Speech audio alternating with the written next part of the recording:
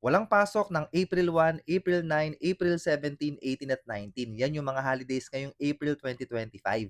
Sa mga holidays na yan, apat dyan ang regular holidays. Ang April 1 ay Idil Fitr. Ang April 9 naman ay Araw ng Kagitingan. Yung April 17, 18 at 19, mga mahal na araw yan. Yung April 17, Webes Santo at yung April 18, Biyernes Santo, yan yung mga regular holidays pa rin. Yung April 19 naman, Sabado, non-working holiday yun.